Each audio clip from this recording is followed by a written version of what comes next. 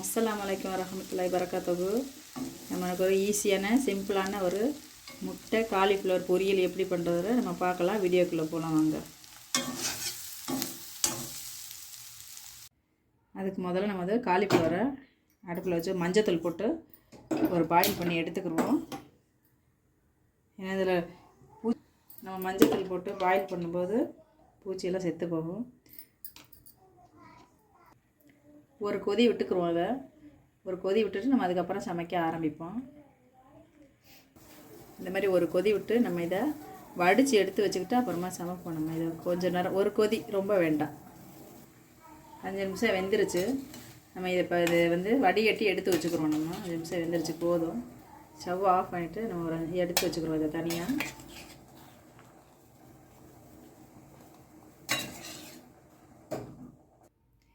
கனமான பாத்திரம் ஒன்று வச்சுக்கிறோம். ஏன்னா அடிக்கனமாக தான் நம்ம பொரியலுக்கு வந்து நல்லாயிருக்கும். அடிக்கனமான பாத்திரம் வச்சுக்கிறோம். சூடாயிருச்சு. ஒரு 4 ஸ்பூன் எண்ணெய் ஊற்றிக்கலாம். நம்ம அதில் எண்ணெய் ஊற்றிட்டு நம்ம தாளிப்பை சேர்த்துக்கிடுவோம். கல்பாசி கொஞ்சம் போட்டுக்கிடுவோம். சீரகம் கொஞ்சம், ஒரு 1/4 ஸ்பூன் சீரகம் போட்டு நம்ம பொடியை அரைஞ்ச ஒரு பெரிய வெங்காயம், பொடியை அரைஞ்ச பெரிய வெங்காயம் சேர்த்துக்கிடுவோம்.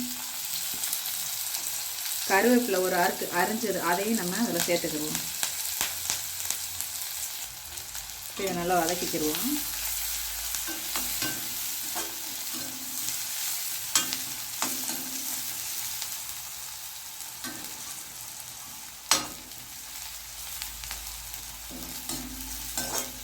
இந்த காலிஃப்ளவர் முட்டை ஃப்ரைக்கு வந்து கடைசியாக தான் நம்ம மசாலா சேர்க்க போகிறோம். மிக்சியில் அரைச்சி கரகரன்னு தாளிப்பு வந்து சீரகம், கல்பாசி, இந்த வெங்காயம், அரிஞ்ச கருவேப்பிலையும் சேர்த்துட்டு அந்த வேக வச்ச காலிஃப்ளவரையும் அது கூட நம்ம சேர்த்துக்கிறோம். அதையும்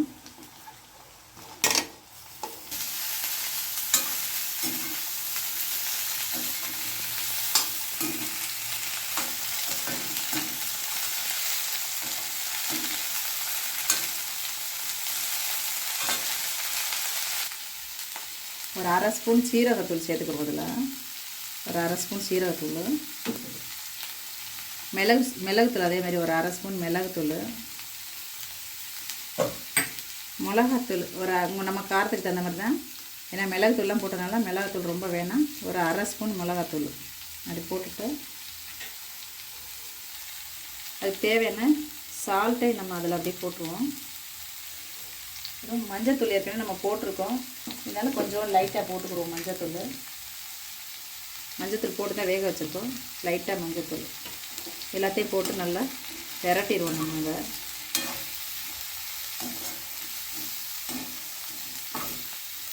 தண்ணி எதுவும் சேர்க்க வேணாம். இந்த எண்ணெயிலே அதே வறுவிட்டுறோம். நல்லா வாசனை சூப்பராக இருக்குது. நல்லா இந்த கல்பாசி சீரகத்தோட வாசனை நல்லா இருக்குது. இன்னும் ஒரு பொடி ஒன்று அரைச்சி இது கூட நம்ம சேர்க்க போகிறோம். இது நல்லா வேகட்டும். அது ஒரு பக்கம் ஸ்லோவில் அப்படியே வெந்துக்கிட்டு இருக்கட்டும். அதுக்குள்ளே நம்ம ஒரு மசாலா ஒன்று ரெடி பண்ணுவோம். ஒரு 1/2 ஸ்பூன் சோம்பு போட்டோம்னா இது ஒரு விரல் துண்டு, ஒரு இஞ்சி ஒரு துண்டு, பூண்டு கொஞ்சம், பூண்டு பல் கொஞ்சம் போட்டுட்டு ஒரு துண்டு பட்டை, இந்த ஒரு துண்டு பட்டை எப்படி உடச்சி அதில் போட்டுக்கிறோம். தேங்காய், இந்த அளவு ஒரு துண்டு தேங்காய், அதையும் வந்து நம்ம கிரேட் பண்ணி போட்டு அதை நெருன்னு போய் அப்படியே மிக்சியில் வந்து நெருன்னு அரைச்சிட்டு எடுத்துகிட்டு வந்துடுவோம். நம்ம அதுக்குள்ளே அந்த மசாலா இந்த மாதிரி கொரன்னு அரைச்சாச்சு. கொரன்னு அரைச்சப்போ தண்ணியெலாம் தேவையான கொரன்னு அரைச்சாச்சு. இதை வச்சுக்கிறோம். ஒரு பாத்திரம் எடுத்துக்கிறோம். ஒரு 2 முட்டை, ஒரு 2 முட்டை உடச்சிக்கிடுவோம். சூப்பராக இருக்கும். ஒரு 2 முட்டை அதில் உடச்சி ஊற்றிக்கிடுவோம். இதில் ஒரு சிட்டிகை, சும்மா கொஞ்சம் ஒரு சிட்டிகை உப்பு மட்டும் அதில் போட்டுட்டு இதை நம்ம நல்லா அடிச்சுக்கிறோம். இதை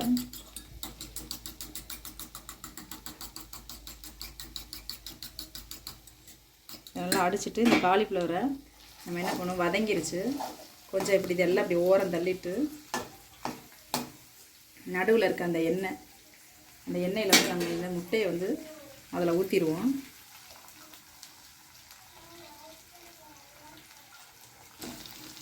இதை நம்ம அப்படியே கிண்டிக்கிடுவோம்.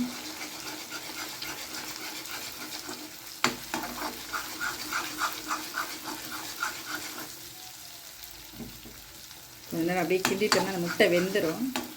முட்டை வெந்தவுடனே நம்ம எல்லாத்தையும் ஒன்றா சேர்த்துக்குருவோம். முட்டை வெந்துருச்சு. இப்போ எல்லாத்தையும் ஒன்றா சேர்த்துருவோம். சேர்த்துட்டு நம்ம அரைச்சி அந்த பவுடரையும் அது கூட ஒன்றா சேர்த்துருவோம். நம்ம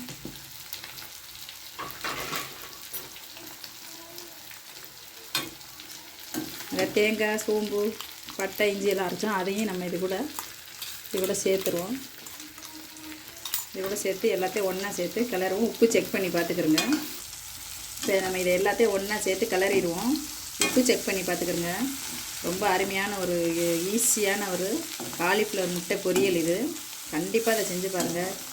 எல்லாத்துக்குமே இதை வச்சு சாப்பிட்லாம். சாம்பார், ரசம் எல்லாத்துக்குமே வச்சு சாப்பிட்லாம். சூப்பராக இருக்கும். உப்பு செக் பண்ணி பார்த்துக்கிறோங்க.